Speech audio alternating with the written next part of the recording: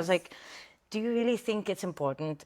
She thinks, yes, it's important. But, what's more important, your health or that? And she's actual for health reasons, we have to build her muscle, but they're just so stuck on that.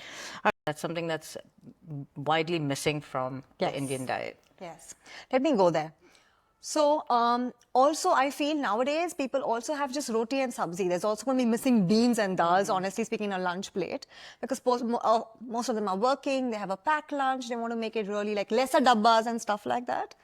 Now, and moreover, they would not have, so imagine, let's say a plate looks like 3 rotis, thoda sa sabzi, and maybe some chutney on the side, or maybe some dal on the side, and that's about it.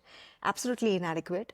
Versus, imagine I tell them that, okay, listen, and also if they include salad, it could be like adha kakdi, adha gajar.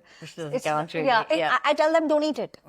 Don't waste your time on also doing an adha part of it. So either have like a big bowl of salad or don't eat it. It's as simple as that.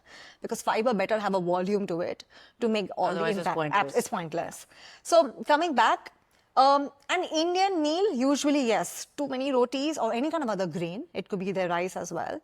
And very little sabzi, very little dal. So the proportion is completely, can be changed. So what are the most common patterns that you see that slow down results with the Indian body or the Indian diet, or when it comes to, even if somebody is eating healthy? Yeah. So first of all, you have to understand there's a critical metabolic difference between Indian population and the Western population. So you have to kind of really accept that. So it is genetics. It is genetics. As much as, people like to blame genetics for a lot of things, but this is genetics. It is absolutely genetics.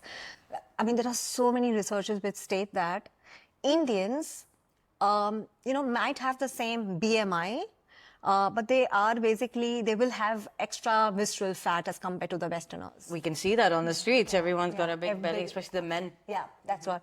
So they are prone to kind of store the fat around the belly, which is the visceral fat, the more dangerous one.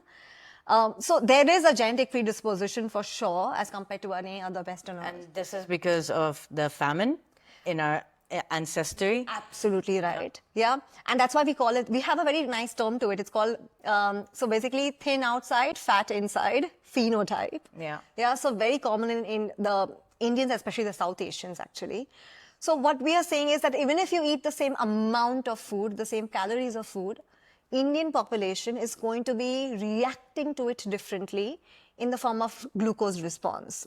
So they are the ones who are going to be like responding more, let's say hyper, where the food is concerned. So they're going to be like, oh, glucose, oh, let me quickly store it. So they have that mechanism in them a little inbuilt.